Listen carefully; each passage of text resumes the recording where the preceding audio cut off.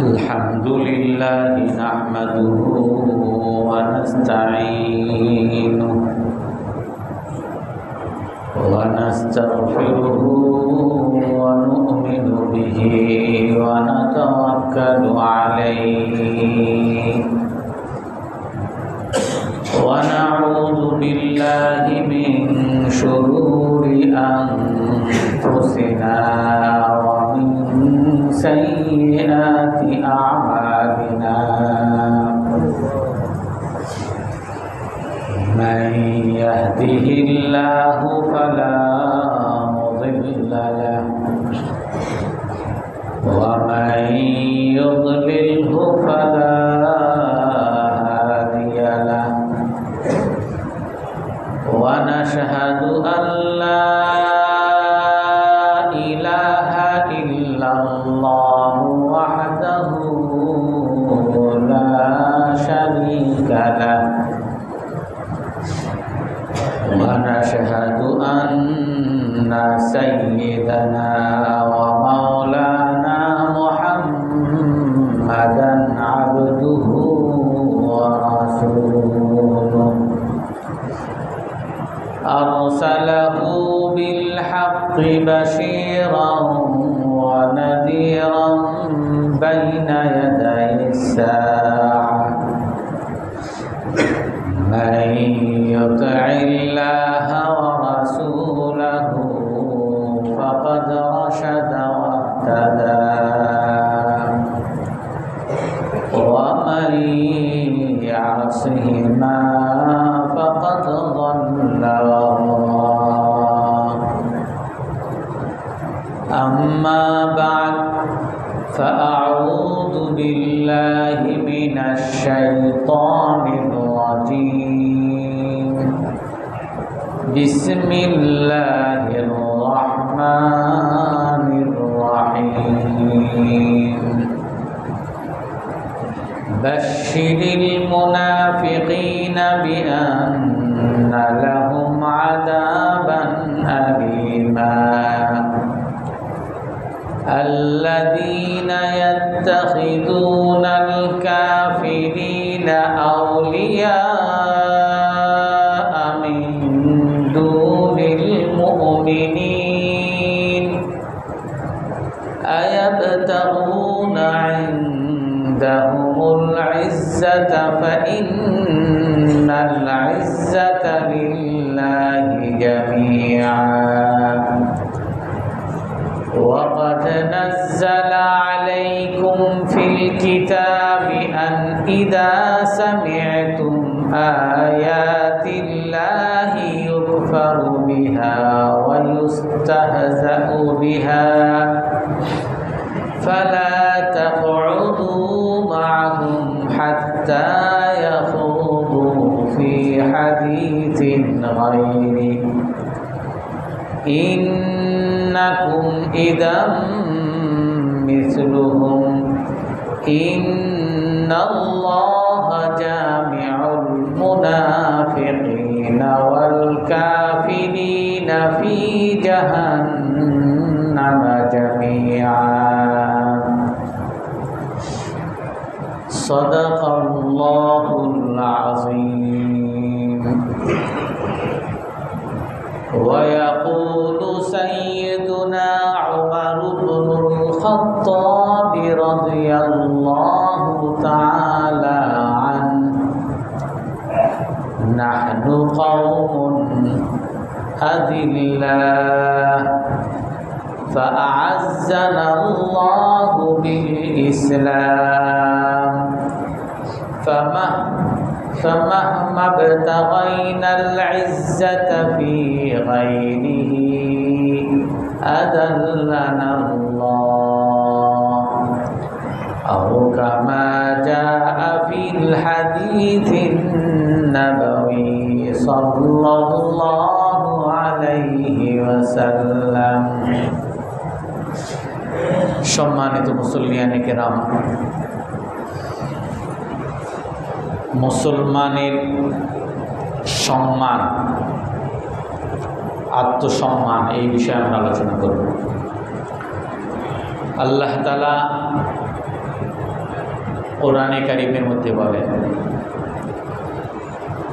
আপনি মুনাফিকদেরকে সুসংবাদ শুনিয়ে দেন, বাশশিরিল মুনাফিকিনা বিআন্না লাহুম আযাবান আলীমা। আপনি মুনাফিক দিগকে সুসংবাদ শুনিয়ে দেন যে মুনাফিকদের জন্য আল্লাহ তাআলা কষ্টদায়ক শাস্তি বরাদ্দ রাখছেন।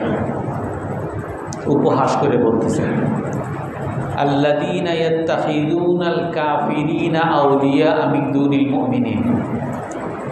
কোন মুনাফিকদের জন্য আল্লাহ তাআলা কষ্টদায়ক শাস্তি নির্ধারিত রাখছেন?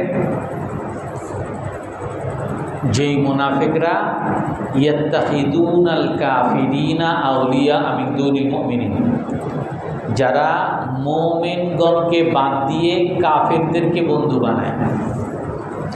মুমিনগণকে বাদ দিয়ে কাফেরগণকে বন্ধু বানায়।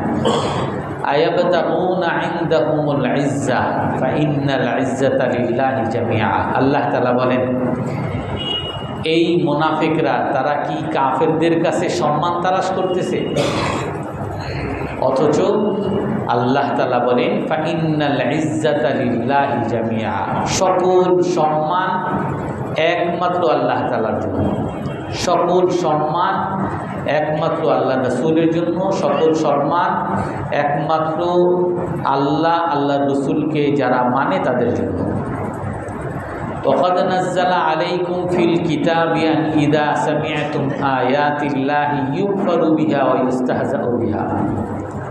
হে রাসূল, হে মুমিনগণ, তোমাদের উপরে যে আল্লাহ তাআলা কিতাব কোরআনে কারীম নাজিল করছে, এই কোরআনে কারীম যখন পড়া হয়, এই কোরআনে কারীম যখন কোনো জায়গায় তেলাওয়াত করা হয়, তোমরা শোনো। এবং এই কোরআনে কারীম শোনা বা তেলাওয়াতের সময় অনেক মানুষ আছে যারা এই কোরআনকে নিয়ে উপহাস করে।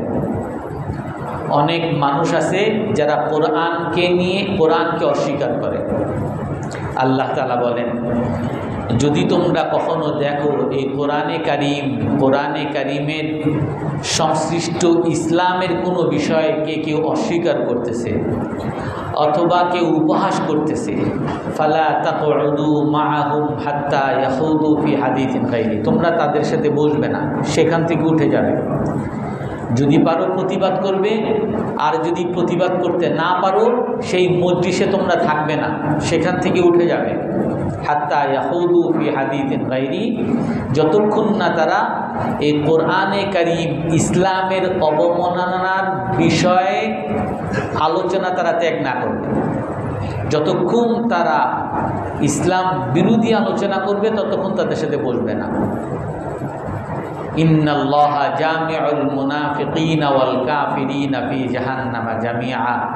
আল্লাহ তাআলা সর্বশেষে বলেন, নিশ্চয়ই আল্লাহ তাআলা কাফের, যারা কোরআনে কারীমকে অস্বীকারকারী, ইসলামকে যারা অস্বীকার করে, কাফের, ওয়াল মুনাফিকিন, এবং মুনাফিকদেরকে যারা অবহেলা করে, উপহাস যারা করে, তাদেরকে বন্ধু বানায়, কাফেরদের সাথে তার খাতির থাকে, তাদের সাথে উঠা বসা করে। আল্লাহ তাআলা বলেন, এই কাফের আর মুনাফিক উভয়কে আল্লাহ তাআলা জাহান্নামের মধ্যে একত্রিত করবে। অন্য আয়াতের মধ্যে আল্লাহ তাআলা বলেন, وَمَن يُشَاقِقِ الرَّسُولَ مِن بَعْدِ مَا تَبَيَّنَ لَهُ الْهُدَى وَيَتَّبِعْ غَيْرَ سَبِيلِ الْمُؤْمِنِينَ نُوَلِّهِ مَا تَوَلَّى وَنُصْلِهِ جَهَنَّمَ وَسَاءَتْ مَصِيرًا। আল্লাহ তাআলা বলেন, وَمَن يُشَاقِقِ الرَّسُولَ, যে রাসূলের সাথে শত্রুতা করে, মিন বাদি মা তাবায়্যানা লাহুল হুদা, তার কাছে সত্য মিথ্যা প্রকাশ হওয়ার পরে, ইসলামের সততা তার সামনে প্রকাশিত হয়েছে, কোরআনের সততা তার সামনে প্রকাশিত হয়েছে, হাদিসের সততা তার সামনে প্রকাশিত হয়েছে, ইসলামী বিধানের সততা তার কাছে প্রকাশিত হয়েছে, তারপরেও যারা বিরোধিতা করে, শুধু বিরোধিতা না, বিরোধিতার যদি মুখে না করে, ওয়াত্তাবি গায়রা সাবিলিল মুমিনিন, কিন্তু সে মুমিনদের রাস্তা বাদ দিয়ে অন্য রাস্তায় চলে, মুমিনের পোশাক সে পরে না, মুসলমানের কালচার সে অনুসরণ করে না, মুসলমানের সভ্যতায় সে চলে না, মুসলমানের গৌরবকে সে গৌরব মনে করে না। আল্লাহ তাআলার ভাষা এমন, ওয়া ইউশাকিকির রাসূলা মিন বাদি মা তাবায়্যানা লাহুল হুদা ওয়া ইয়াত্তাবি' গায়রা সাবিলিল মুমিনিন। হেদায়েত স্পষ্ট হওয়ার পরেও, সত্য মিথ্যা স্পষ্ট হওয়ার পরেও যারা রাসূলের বিরোধিতা করে, যারা মুমিনদের রাস্তা বাদ দিয়ে অন্য রাস্তায় চলে, নুওয়াল্লিহি মা তাওয়াল্লা, আমি তাকে সেখানেই যেতে দিব যেখানে সে যেতে চায়। সে যে পথ ভ্রষ্টতায় চলতে চায়, আমি তাকে বাধা দিব না, আমি তাকে স্বাধীনতা দিয়ে দিছি মৃত্যু পর্যন্ত, সে যেখানেই যায় সেখানে আমি যেতে দিব, কিন্তু ওয়ানুসলিহি জাহান্নাম, আমি তাকে জাহান্নামে নিক্ষিপ্ত করব। ওয়াসাআত মাসীরা, আর এই পরিণাম কতই না ভয়াবহ। আল্লাহ তাআলা অন্য আয়াতের মধ্যে বলেন, ফালা ওয়া রাব্বিকা লা ইউমিনুনা হাত্তা ইউহাক্কিমুকা ফীমা শাজারা বাইনাহুম সুম্মা লা ইয়াজিদু ফী আনফুসিহিম হারাজাম মিম্মা কাযাইতা ওয়া ইউসাল্লিমু তাসলিমা। আল্লাহ তাআলা বলেন, আপনার রবের কসম, আল্লাহ তাআলার ভাষা এমন, ফালা ওয়া রাব্বিক, হে রসুল আপনার পালনকর্তা আল্লাহর কসম খেয়ে বলতেছি, লা ইউমিনুন, মুসলমানরা কখনো মুমিন হতে পারবে না, হাত্তা ইউহাক্কিমুকা ফীমা শাজারা বাইনাহুম, যতক্ষণ পর্যন্ত না তারা আপনাকে বিচারক মানতে না পারবে। তাদের মধ্যে যে কোনো দ্বন্দ্ব হয়েছে, তাদের মধ্যে যে কোনো মতবাদ হয়েছে, এই মতবাদের চূড়ান্ত ফয়সালার জন্য আপনাকে যদি বিচারক তারা না মানে, তারা মুমিন হতে পারবে না। সব কথার শেষ কথা আপনি হতে হবে, আপনার কথা হতে হবে। কোরআন এবং হাদিস সর্বশেষ বিচার যদি না হয়, তারা মুমিন না। সুম্মা লা ইয়াজিদু ফি আনফুসিহিম হারাজাম মিম্মা কাযাইত ওয়া ইউসাল্লিমু তাসলিমা। শুধু মুমিন আপনাকে বিচারক মানছে তাতেই মুমিন হবে না, বরং বিচারক মানছে, আপনার কথা মানছে, কিন্তু তার মনের মধ্যে যদি কোনো দ্বিধা থেকে যায় যে কি আর করব, নামাজ পড়া লাগতেছে পড়তেছি, দাড়ি রাখতে ইচ্ছা করে না তাও রাখতেছি, টুপি রাখলে নিজের কাছে মোল্লা মোল্লা মনে হয় তাও রাখতেছি, অর্থাৎ নিজের মধ্যে দ্বন্দ্ব আছে, নিজের মধ্যে সন্দেহ আছে, নিজের গৌরব অনুভব করি না। আল্লাহ তাআলা বলেন, ফালা ওয়া রাব্বিকা লা ইউমিনুনা হাত্তা ইউহাক্কিমুকা ফীমা শাজারা বাইনাহুম, আপনার রবের কসম, তারা কখনো মুমিন হতে পারবে না যতক্ষণ না তারা আপনাকে চূড়ান্ত বিচারক না মানবে। সুম্মা লা ইয়াজিদু ফি আনফুসিহিম হারাজাম মিম্মা কাযাইত, আপনি যে বিধান তাদেরকে দিয়েছেন, আপনি যে বিচার তাদেরকে দিয়েছেন, আপনি যে আদর্শ তাদেরকে দিয়েছেন, এই আদর্শ সম্পর্কে তারা যতক্ষণ না মনের মধ্যে স্পষ্ট গৌরব অনুভব না করবে, যতক্ষণ পর্যন্ত সন্দেহ অনুভব করবে, ততক্ষণ মুমিন হতে পারবে না। ওয়া ইউসাল্লিমু তাসলিমা, তারা একমাত্র তখনই মুমিন হতে পারবে যখনই তারা পূর্ণরূপে আপনার সামনে আত্মসমর্পণ করে দিবে। হে আল্লাহ, আপনি যা বলেছেন সব কিছু বুঝি আর না বুঝি মেনে নিয়েছি, সব কিছু বুঝি আর না বুঝি সত্য মেনে নিয়েছি। সব কিছু বুঝি আর না বুঝি যৌক্তিক মেনে নিয়েছি। রাসূলুল্লাহ সাল্লাল্লাহু আলাইহি ওয়াসাল্লাম হাদিসের মধ্যে বলেন, মান রাদিয়া বিল্লাহি রাব্বা ওয়া বিল ইসলামি দীনা ওয়া বি মুহাম্মাদিন নাবিয়্যা, যে ব্যক্তি আল্লাহকে পালন কর্তা হিসাবে মেনে খুশি হয়েছে, রসুলের ভাষা এমন যে তাকে আমি আল্লাহ তাআলা তার জন্য জান্নাতকে নির্ধারণ করে রাখছেন। যেই ব্যক্তি আল্লাহকে পালন কর্তা হিসাবে মেনে খুশি, আল্লাহ আমার রব, আল্লাহ আমার পালন কর্তা, আল্লাহ আমার সার্বভৌমত্বের সকল অধিকারী, সবচেয়ে বড় মালিক আল্লাহ তাআলা, যে আল্লাহকে রব হিসাবে খুশি হয়েছে। অবি মুহাম্মাদিন নাবিয়্যা, মুহাম্মদ সাল্লাল্লাহু আলাইহি ওয়াসাল্লামকে নবী মেনে খুশি হয়েছে।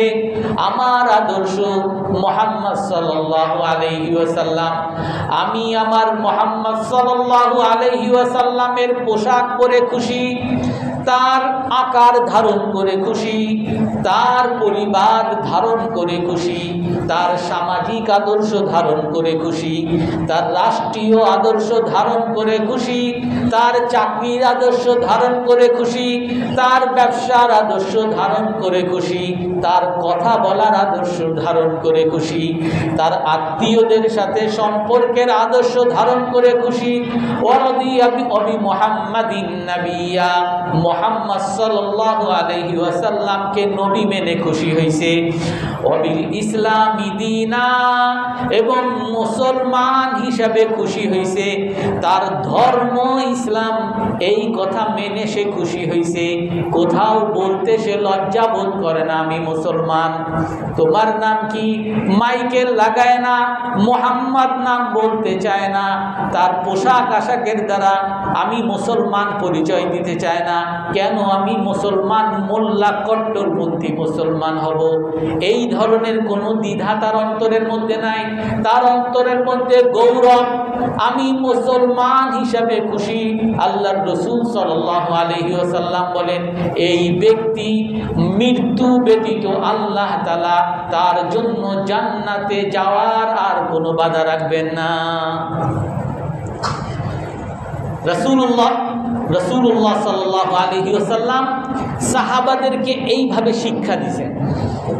কোরআনে কারীমের মধ্যে আল্লাহ তাআলা বলেন, ইয়াকুলুল্লাযীনা ইয়াকুলুনা লা তুনফিকু আলা মান ইনদা রাসূলিল্লাহি হাত্তা ইয়ানফাদু ওয়ালিল্লাহি খাযাইনুস সামাওয়াতি ওয়াল আরদি ওয়ালাকিন্নাল মুনাফিকিনা লা ইয়াফকাহুন।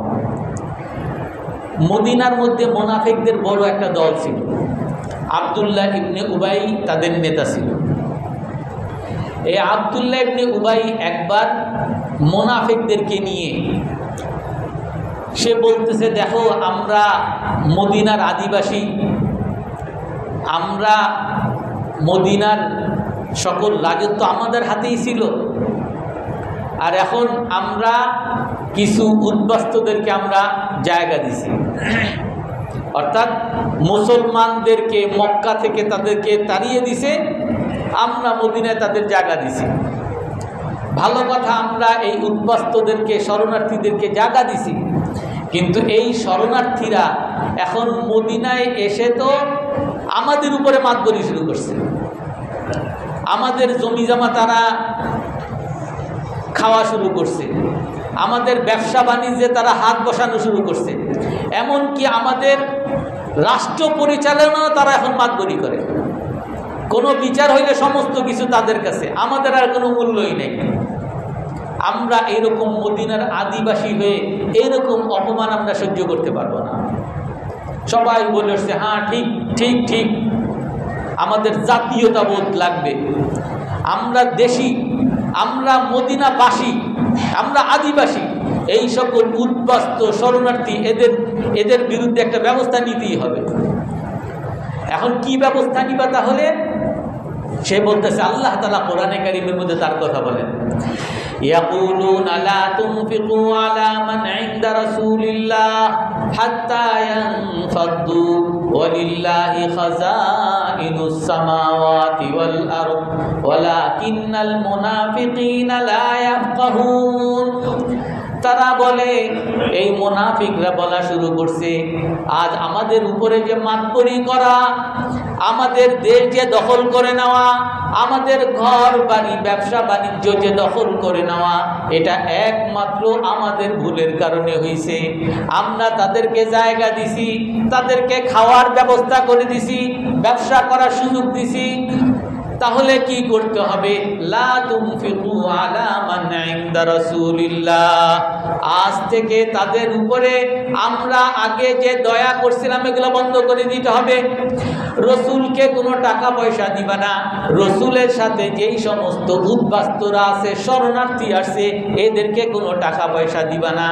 যদি টাকা পয়সা না দাও, থাকতে না দাও, ঘর থেকে বের করে দাও, থাকার জায়গা পাবে না, খাইতে পারবে না, ব্যবসা করতে পারবে না, তখন আর মাতবরিও চলবে না, তখন চলে যাবে। যখন আমাদের দেশে পার্বত্য চট্টগ্রামে চলতেছে, যে ওইখানকার তারা আদিবাসীও না, তারাও আপনি ইতিহাস পড়বেন যে ওইখানকার যারা মারমা, চাকমা, যারা যেই সমস্ত উপজাতিরা আছে, এরা সব কেউ আরাকান থেকে আসছে, কেউ ইন্ডিয়ার ত্রিপুরা থেকে আসছে, বিভিন্ন জায়গা থেকে আসছে। এইখানে কারো আদিবাসী আমরা যে বলি এই কথাটা ভুল। এরা মনে করে যে আমরা হলাম এই পাহাড়ের আদিবাসী, আর এই যে এইখানে যে আদিবাসী ছাড়া, তাদের এই মারমা বৌদ্ধ ছাড়া যারা অন্যান্য মুসলমান ওই এলাকায় গেছে, হিন্দু যারা ওই এলাকায় গেছে, এরা সব স্যাটেলার, অর্থাৎ এরা সব তাদেরটা দখল করে নেয়। তো এদেরকে বের করো, এদেরকে হত্যা করো। তো বিভিন্ন প্রায় সেই 1970 সন থেকেই অনেক মানুষকে তারা হত্যা করছে, গ্রামকে গ্রাম তারা জ্বালিয়ে দিছে। এইরকম এই মুনাফিকরা তারা চিন্তা করতেছে যে তাদেরকে বের করবা, উপায় হলো তাদের খাবার দাবার, তাদেরকে তাড়িয়ে দেওয়ার ব্যবস্থা করো।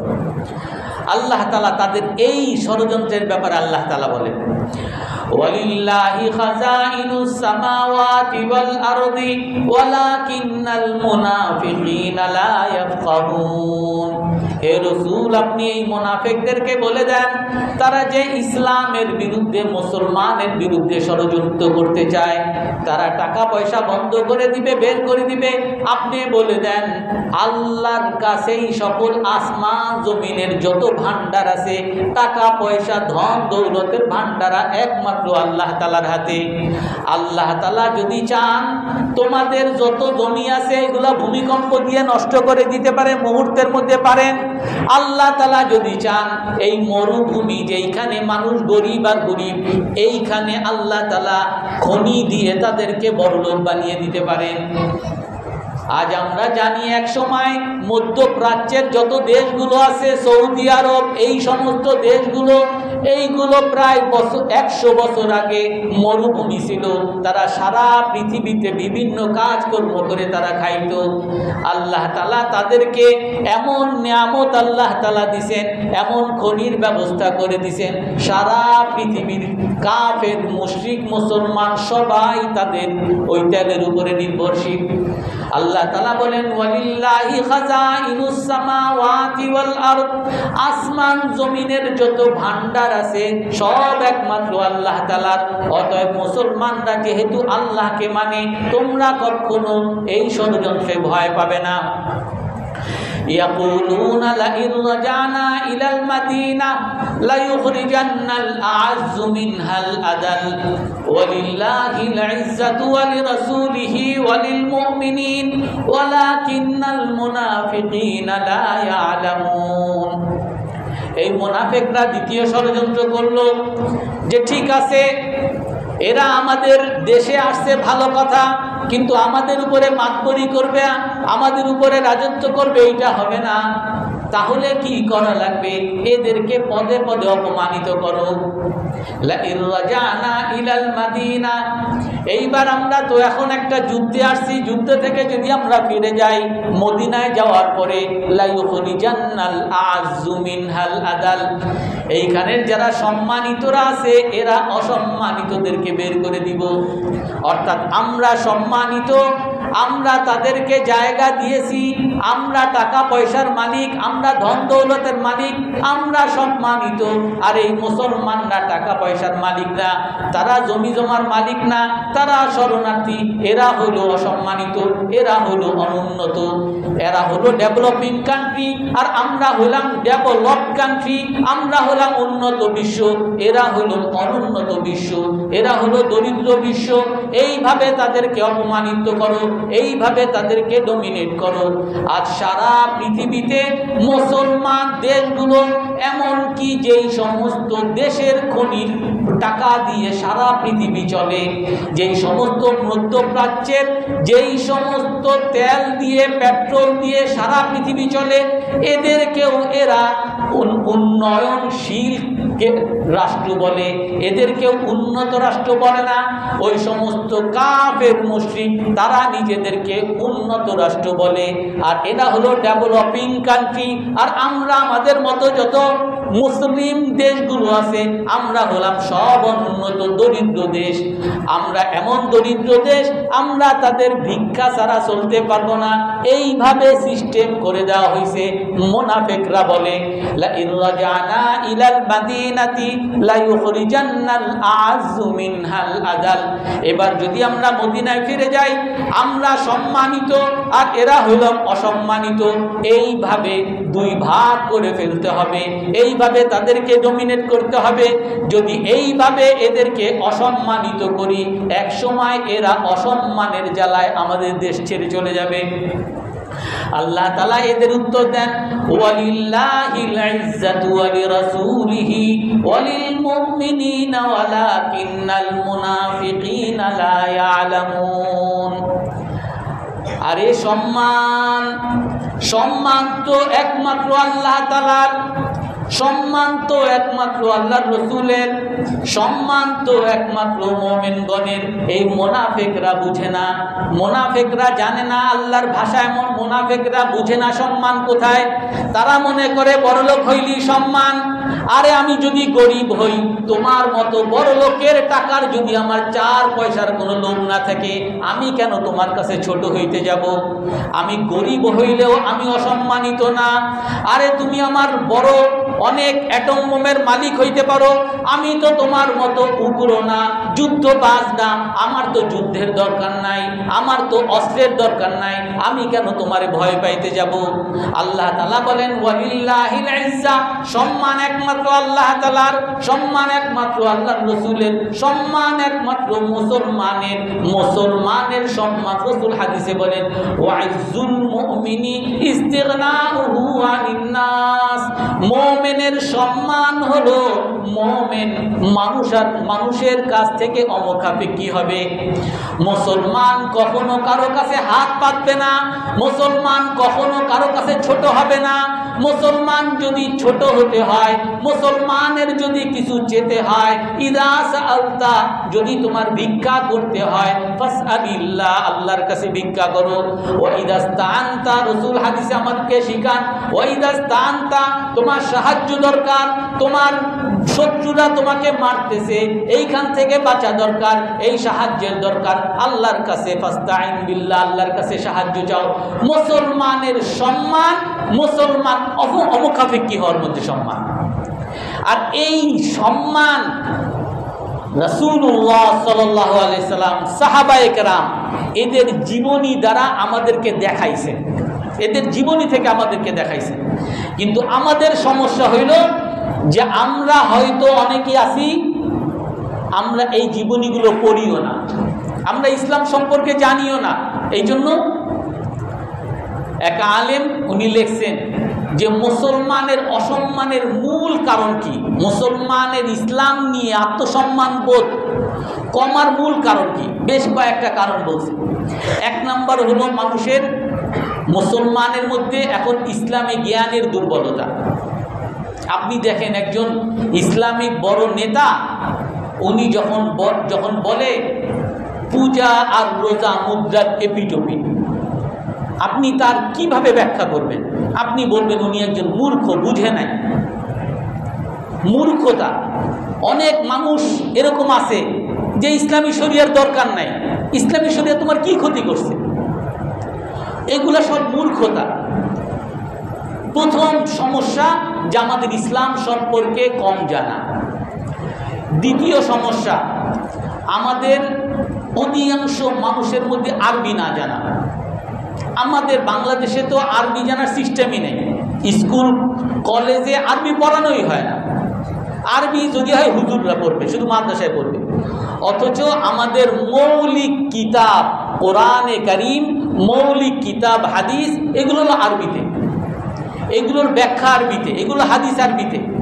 আপনি যতই ইসলাম জানতে চান, যতই কোরআন জানতে চান, হাদিস জানতে চান, যখন আপনি ইংলিশ ভাষার মাধ্যমে অথবা অন্য কোনো ভাষার ট্রান্সলেটের মাধ্যমে পড়বেন, তখন বিভিন্ন বিভ্রান্তকারীরা, ষড়যন্ত্রকারীরা আপনার সেখানেই মগজ ধোলাই করে দেবে।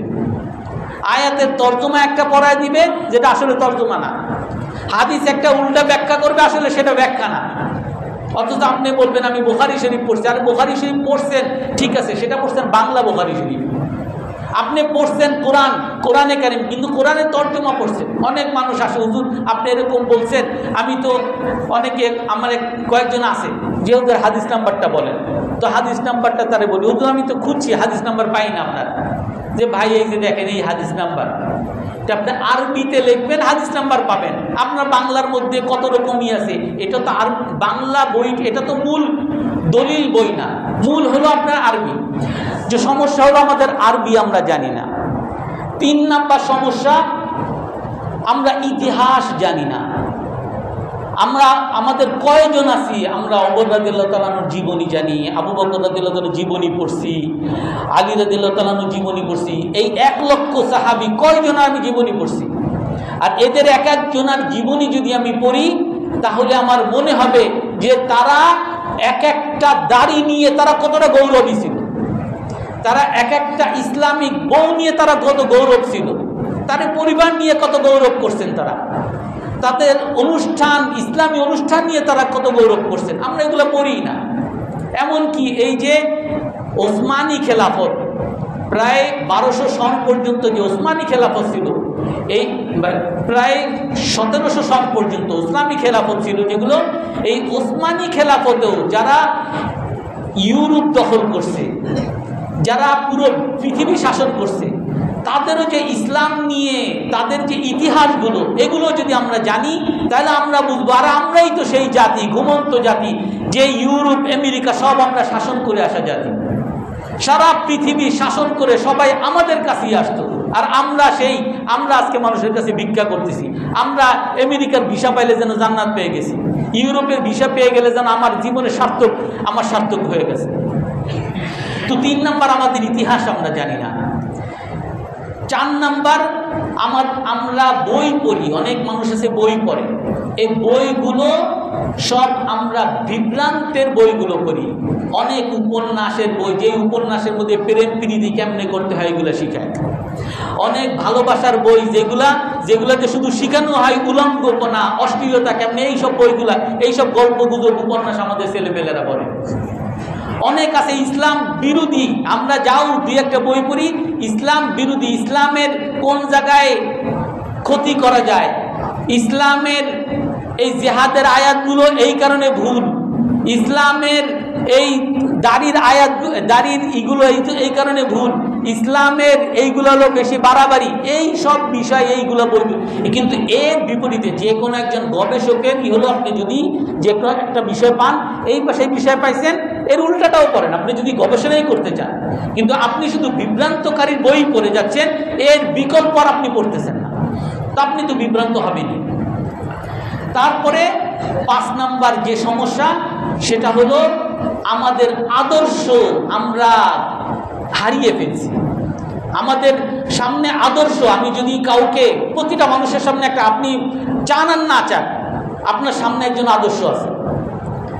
আপনি আপনার ছেলের সামনে যখন রাসূলুল্লাহ সাল্লাল্লাহু আলাইহি সাল্লাম, হযরত আবু বকর, ওমর, ওসমান একে যখন আদর্শ হিসাবে রাখবেন না, আপনার ছেলে আপনার অজান্তেই, ছেলের অজান্তেই তার আদর্শ বানিয়ে ফেলবে সে মেসিকে, তার আদর্শ বানিয়ে ফেলবে সে রোনাল্ডোকে, তার আদর্শ বানিয়ে ফেলবে অমুক নায়ককে, অমুক গায়ককে, অমুক গায়িকাকে।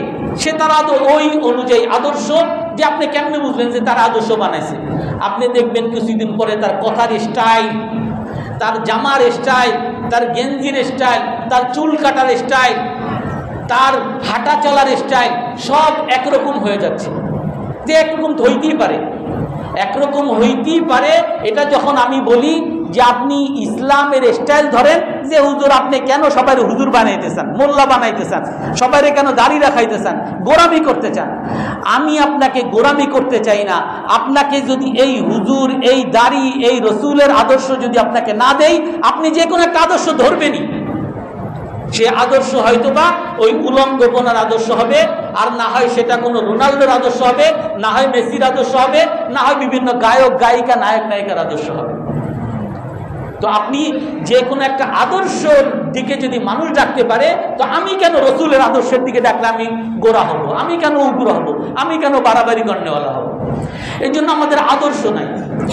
তারপরে আর একটা সবচেয়ে বড় বিষয়, যে আমাদের ঐতিহ্যকে কটাক্ষ করা আমাদের সমাজে চলে আসছে।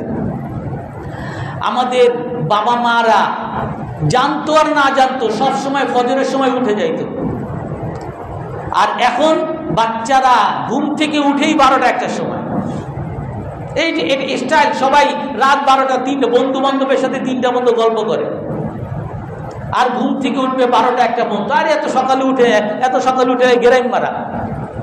অথচ এই সকালবেলা উঠার দ্বারা আপনার শরীর ভালো থাকার জন্য, আপনার দুনিয়াবি কাজ, চাকরি বাকরি যে কোনো আপনি সফলতার জন্য সকালে উঠাটা কত বড় জরুরি।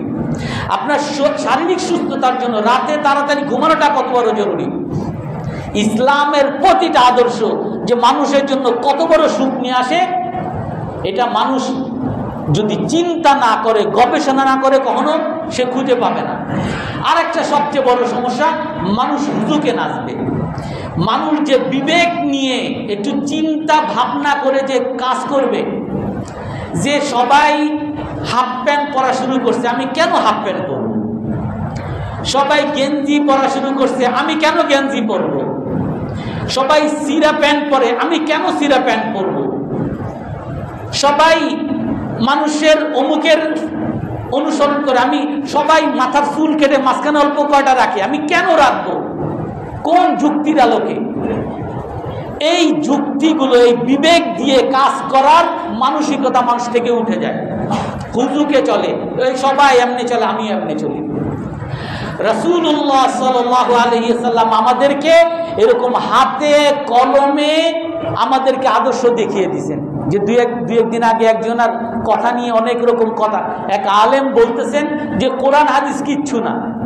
ওনার ভাষাটা, উনি যদিও বলছেন, অনেকে এটাকে নিয়ে সমালোচনা করে, উদ্দেশ্য এটা না। কোরআন হাদিস যদি আপনি মানতে চান, হাদিস ছাড়া আপনি মানতে পারবেন না। কোরআনের মধ্যে নামাজ কেমনে পড়া লাগবে এই নামাজের পদ্ধতি নাই, রোজার পদ্ধতি কোরআনের মধ্যে নাই, যাকাতের পদ্ধতি কোরআনের মধ্যে নাই। কোরআন হলো মৌলিক বিষয়, এর আমল করার উপায়গুলো রাসূলুল্লাহ সাল্লাল্লাহু আলাইহি সাল্লাম হাতে কলমে দেখিয়ে গেছেন। এই জন্য আপনি কোরআন মানবেন, তারপর আদর্শ হিসেবে যখন রাসূলুল্লাহ সাল্লাল্লাহু আলাইহি সাল্লাম সাহাবাদেরকে মানবেন, তখনই আপনি একমাত্র মুসলমান হতে পারবেন।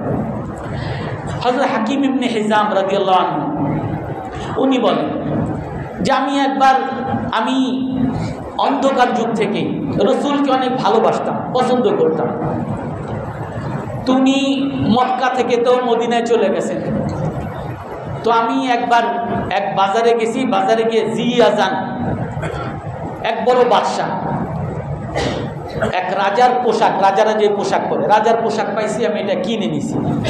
আমি মদিনায় গেলাম, রসুলের দরবারে গিয়ে আমি দিলাম, হে আল্লাহ রসুল, আমি আপনাকে পছন্দ করি, তখন উনি মুশরিক, তখন কাফের। আমি আপনাকে পছন্দ করি, আপনাকে ভালোবাসি বলেই এই পোশাকটাকে আপনাকে হাদিয়া দিতে চাই।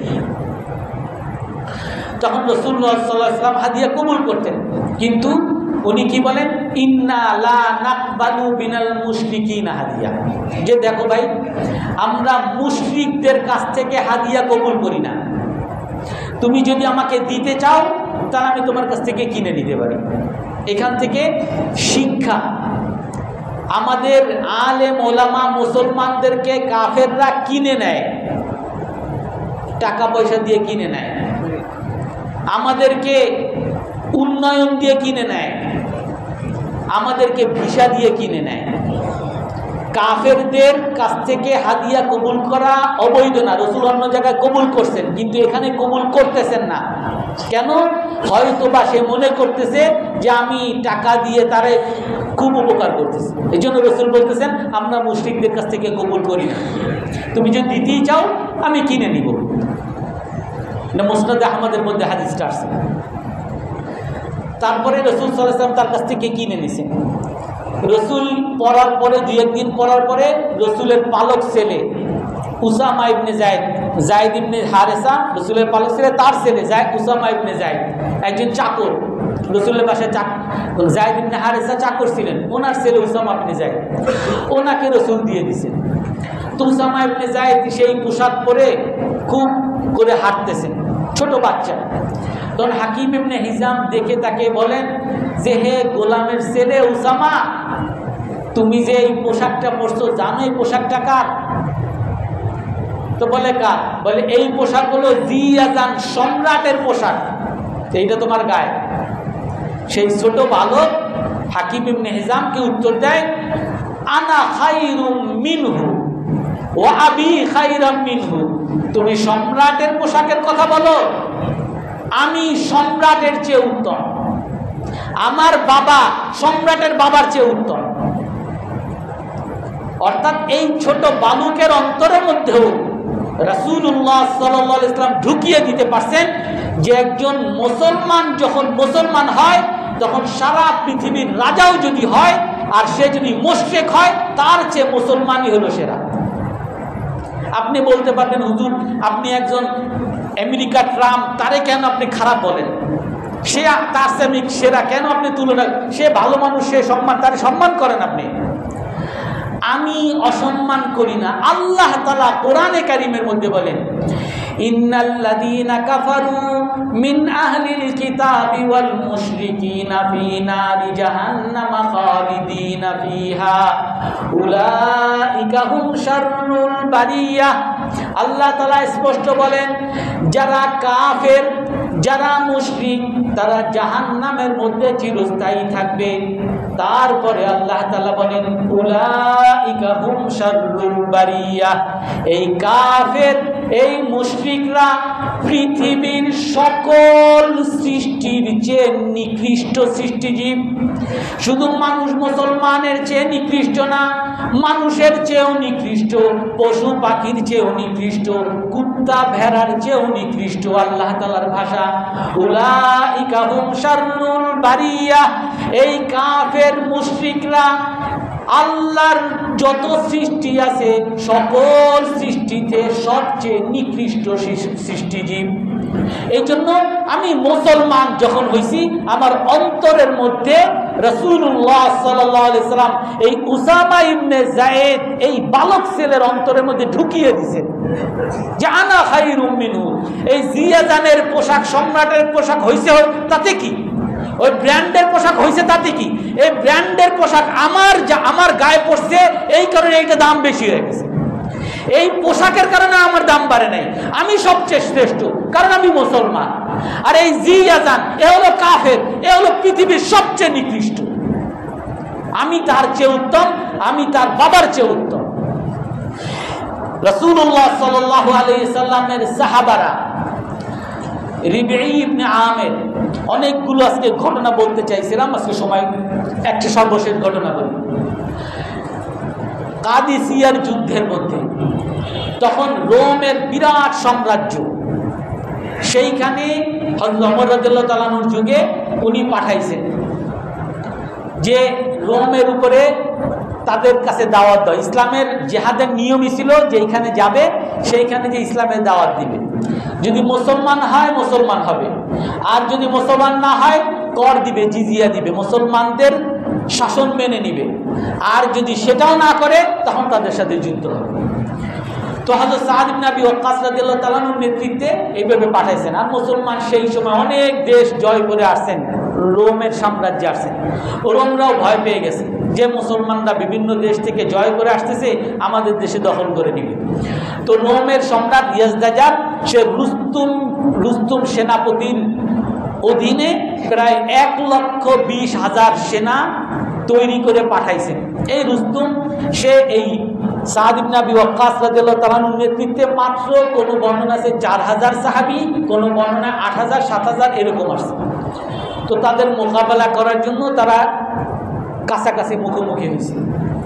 তো এই সময় ওই রুস্তুম সে সাদ ইবনে আবি ওয়াক্কাসের কাছে পাঠাইছেন যে তোমাদের দূত আমার কাছে পাঠাও, তোমরা আসলে কি চাও আমাকে বলো। তখন হযরত সাদ ইবনে আবি ওয়াক্কাস উনি নেতা, কিন্তু উনি যান না, ওনার একজন সাধারণ সাহাবীকে পাঠাইছেন।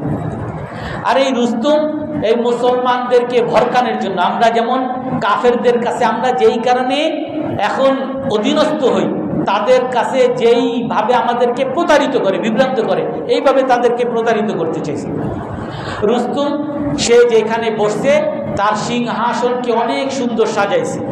সে যে সিংহাসনে বসছে এই সিংহাসন স্বর্ণের সিংহাসন, সে যে কার্পেট অনেক দামি কার্পেট, এবং তার যে আসন অনেক শান শৌকত, অনেক তার পাইক পেয়াদা দিয়ে ভরে ফেলছে।